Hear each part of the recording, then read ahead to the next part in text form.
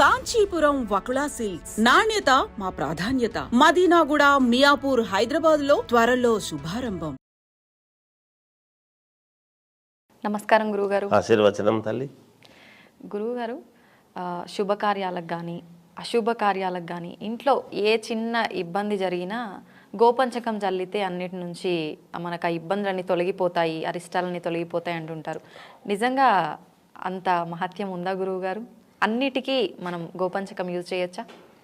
శ్రీ మహాగణాధిపతయే నమః. ఐం మహాసరస్వత్యే నమః.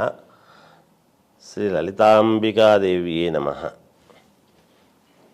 గోపంచకము ఇంట్లో చల్లితే నిజంగా అంత మహత్యము ఉంటుందా అనేటువంటిదేనా ప్రశ్న. మామూలుగా నిరంతరము పవిత్రతగా ఉండేటువంటివి, అపవిత్రము అంటే ఏమిటో తెలియనివి కొన్ని ఉన్నాయి. ఏమిటి? మిగతాటివన్నీ అపవిత్రమవుతుంటాయి. అందుకనే మనము ఏ పూజ చేసినా మనము మొట్టమొదట మనం చెప్పుకునేటువంటిది ఏమిటి అంటే కలశ పూజ అని చేస్తారు.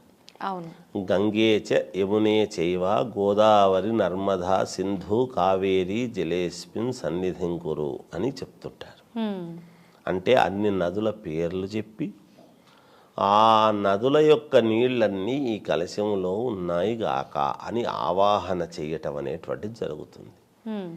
చేసిన తర్వాత ఏం చేస్తారు అంటే మామూలుగా ఎక్కడ మనం ఏది చేస్తూ ఉండినా, మనం ఇంట్లో చేస్తూ ఉండినా, ఒక శంకుస్థాపన, ఒక పుణ్యకార్యక్రమానికి ఒక ఇల్లు కట్టాలన్నా, ఒక దేవాలయము కట్టాలి అన్నా, ఒక ఆశ్రమము కట్టాలి అన్నా, లేదు ఒక వేద పాఠశాల కట్టుకుంటున్నాము అన్నా, ఒక కాలేజీ కడుతున్నారు అన్నా, ఇలా ఏవైనా కట్టుకోండి, ఒక ఆఫీసులు కట్టుకుంటున్నారు, లేదా రాజకీయ నాయకులు మరి కార్యాలయాలు కడుతున్నారు గవర్నమెంట్కు సంబంధించినవి అన్నా, ముందు పుణ్యాహవాచనం అనేటువంటిది ఒకటి ఉంటుంది. అంటే స్థల శుద్ధి.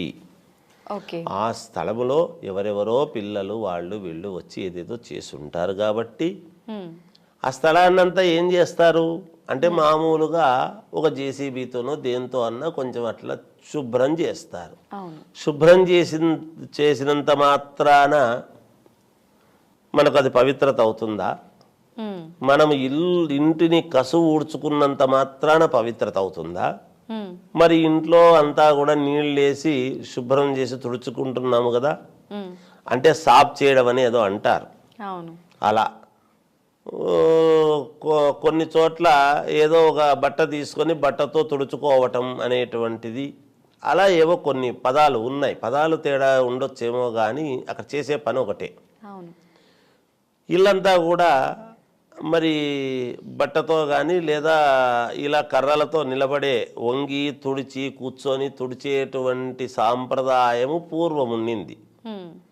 ఇప్పుడు కర్రకి ఏదో కాస్త తెల్లవేవో వస్తాయి, అవి అలా పెట్టి దాంట్లో అద్ది అలా పిండేసి మొత్తం ఇల్లంతా కూడా శుభ్రం చేసుకుంటూ ఉంటారు. అసలు కాలం మారింది కాబట్టి సౌకర్యాల కొద్దీ చేసుకుంటారు, తప్పు కాదు. ముందు ఇల్లు శుద్ధి చేయడం అనేది ఏదో రకంగా అలా శుద్ధి చేసినప్పుడు ఇలా చేసుకుంటూ ఉన్నప్పుడు తర్వాత ఏమిటి అంటే సర్వ ప్రపంచానికి ఆధారభూతమైనటువంటిది గోవు. నేను చెప్పాను ఇందాక ఏమిటి, కొన్ని జీవితంలో అపవిత్రము అనేటువంటివి తెలియకుండా నిరంతరము పవిత్రముగా ఉండేటువంటివి ఏమిటి అంటే ఇప్పుడు ఈ గంగా జలాలు, నదులు, వాటికి అపవిత్రత అనేది లేదు. అందుకే ఆ నదులలో స్నానం చేసి రాపు అంటే మనము పవిత్రమవుతున్నాము తప్ప అపవిత్రమైన వాళ్ళము పోయి నదిని అపవిత్రం మనం చేసే ఇది లేదు. అది మనల్ని పవిత్రత చేస్తుంది. మొట్టమొదట ఏమిటి అంటే గోవు, ఆవు పాలు, ఆవు పేడ, ఇవి గోపంచకం అని ఉన్నాయి. పంచగవ్యం అంటారు దాన్ని. అందువలన ఆవు చాలా పవిత్రత. ఎటువంటి వాడైనా పోయి ఆవును తాకవచ్చును. వీరికి ఉండేటువంటి దోషాలన్నీ కూడా పోతాయి. ఎందుకు? గోవులో సకల దేవతలు ఉన్నారు అనేటువంటిది మనకు ప్రామాణికం కదా. ఆవు పాలు అనేటువంటివి చాలా శ్రేష్టమైనటువంటివి, అది అందరికీ తెలిసిందే. అటువంటి గోమాత యొక్క గోపంచకము తీసుకొని మనము ఇంట్లో శుద్ధి చేసుకుంటే ఇంట్లో ఉండేటువంటి నెగటివిటీ అంతా పోతుంది. పూర్వము అందరూ కూడా ఎందుకు అంత ఆరోగ్యదాయకముగా ఉన్నిన్నారు అంటే, అప్పుడు ఎవరు ఇటువంటి ఇప్పుడు అదేదో వెట్రిఫైడ్ టైల్స్ అని, పాలిష్ బండలని, గ్రానైట్ అని ఏవేవో వేసుకుంటున్నారు. పూర్వమంతా కూడా ఆవు పేడతోనే ఇల్లంతా కూడా అలుక్కుని శుభ్రముగా నిరంతరము పరమ పవిత్రంగా ఉండేటువంటి వాళ్ళు. అటువంటి ఆవును గృహప్రవేశ సమయంలో అందుకే లోపలికి తీసుకొచ్చి ఇల్లంతా కూడా తిప్పి సకల దేవతలు ఉంటారు గోవులో అనేటువంటి ఇది ఉంది కాబట్టి దేవతలు అందరూ మన ఇంటికి వచ్చి వెళ్ళారు అనేటువంటి భావనతో చేసుకుంటూ ఉన్నారు. అంటే ఈ పూజలు, గృహప్రవేశాలు, ఈ హోమాలు, కార్యక్రమాలు ఇవన్నీ తర్వాత వచ్చినాయి. ముందు గోవును మాత్రమే తిప్పుకొని చేసుకొని ఆ ఇళ్ళల్లో చేరేటువంటి వాళ్ళు అప్పుడు మహనీయులు. గోవు తిరిగితే ఇంకంతకంటే పవిత్రత ఏముంటుంది నిజానికి. అందువలన గోపంచకము ఇంట్లో చల్లుకుంటే ఇంట్లో ఉండేటువంటి నరదృష్టి కానీ ఇంట్లో ఉండే నెగటివిటీ అంతా కూడా ఖచ్చితముగా పోతుంది. అదే కాకుండా ఆవు పంచితము ఒక అర్ధ స్పూన్ రోజు ఉదయాన్నే గనక తీసుకున్నాము కడుపులోకి అంటే లోపల ఉండేటువంటి ఎటువంటి దుష్టమైనటువంటి ఇది అంతా కూడా పోతుంది అని ఉన్నది. ఇవాళ రోజున ఎవరు అవి చేయడం లేదు. ఉదయం లేవంగానే ఏదో ఎవరు తిప్పల కొద్దీ వాళ్ళు ఏదో తీసుకుంటున్నారు. అలా తీసుకుంటే ఆవు పంచితం కొద్దిగా వారానికి ఒక్కసారి. అందుకనే గుళ్ళో తీర్థంలో ఆవు పంచితము, మూలికల పొడి అన్నీ కూడా కలిపి తీర్థం అనేటువంటిది తయారయ్యేది. అందుకే తీర్థంలాగా తీసుకోవాలి. ఇంట్లో కాఫీ అవన్నీ తాగకుండా రోజు ఉదయాన్నే ఇంట్లోనే చెప్పులు వదిలి ఇంటి దగ్గర నుంచి కాస్త కొండల మీద దేవుడు ఉంటే ఆ దేవాలయానికి వెళ్ళి నడుచుకుంటూ చిన్న చిన్న గుళకరాళ్ళన్నీ కూడా అవి కాళ్ళ కింద నడుస్తూ ఉంటే ఆ రక్త ప్రసారణ జరిగి ఆ గుళ్ళో తీర్థం తీసుకుని ఇంటికి వచ్చి తర్వాత కాఫీ అది తాగి ఇది చేసుకునేవాళ్ళు. ఎందుకు అంటే పుణ్యము పురుషార్థము రెండు దక్కేటప్పుడు. ఇప్పుడు సౌకర్యాన్ని బట్టి ఏదో చేసుకుంటున్నారు ఎవరి ఇది కొద్ది వాళ్ళు. అందువల్ల గోపంచకము వలన చాలా ఉపయోగాలు ఉన్నాయి తల్లి. చాలా యోగం. ఆవు పిడకలతో చేసినటువంటి ఆవు పిడక పొగ గనక ఇంట్లో పెట్టాము అంటే ఎటువంటి ఇబ్బందులు ఉండవు. అది తల్లి. ఇవన్నీ కూడా చాలా ఉన్నాయి.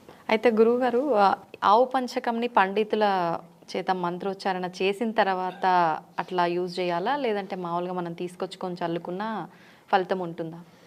ఎవరు తీసుకొచ్చిన చల్లుకున్నా ఫలితమేమ్మా. ఆవు పంచితమే గొప్పది.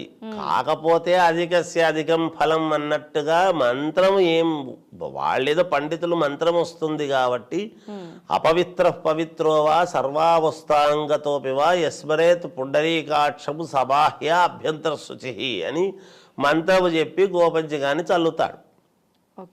ఇప్పుడు విద్యార్థి ఇప్పుడు గురువు దగ్గర నేర్చుకున్నటువంటి విద్యకు మనము సొంతంగా నేర్చుకున్నటువంటి విద్యకు ఏదో తేడా ఉంటుంది కదా. అంతేగాని అది ఏమి మంత్రం చెప్తాడు కాబట్టి అది మనము చెప్పుకొని మనం చేసుకుంటే మరి పుణ్యమే చేసుకోవచ్చును గాక ఎవరికి వాళ్ళు. పంచము గొప్పది, అక్కడ ఆవు పంచితము గొప్పది. ఎవరు చల్లుతున్నారు అని కాదు. కాకపోతే మన తృప్తి ఏమి అంటే ఏదో అయ్యగారితో చేయించుకుంటే మంచిది కదా అని అంతే చేసుకుంటున్నారు. ఎవరు చల్లుకున్నా ఆవు పంచితమేనమ్మా, మంచిదే. వాళ్ళు చేసినా ఆవు పంచితం, వాళ్ళ ఇంట్లో పూజలు చేసుకున్నా వాళ్ళు ఆవు పంచితం చల్లుకోవాల్సిందే. మేము పూజలు చేసుకున్నా బ్రాహ్మణమే, మేమేదో ఇంట్లో పూజ చేస్తున్నామన్నా మేము ఆవు పంచితం చల్లుకోవాల్సిందే. మాకేం పెద్ద అతీతం ఏమి కాదు కదా. మరి కాకపోతే మేము మంత్రాలు అవి మాకు వస్తాయి కాబట్టి మనం చెప్పుకుంటాం. ఇంకో వాళ్ళకు రావు కాబట్టి పాపం మనం పోయి వాళ్ళ దగ్గర చెప్తాం. అంతే తల్లి. అదేదో కాస్త ప్రేమగా పిలిచినాడు అని పోయి చెప్పి చేసినామనుకో సంతోషిస్తాడు ఆ వ్యక్తి. అంతే కదమ్మా. అడిగినాడు కదా అని మనం భీష్మించుకొని నాకు ఇంత ఇస్తేనే వస్తా అంత ఇస్తేనే వస్తా అనేది న్యాయం కాదు. అది తల్లి. నిజంగా చాలా మంచి మెసేజ్ గురువుగారు. నమస్తే. జయోస్తు.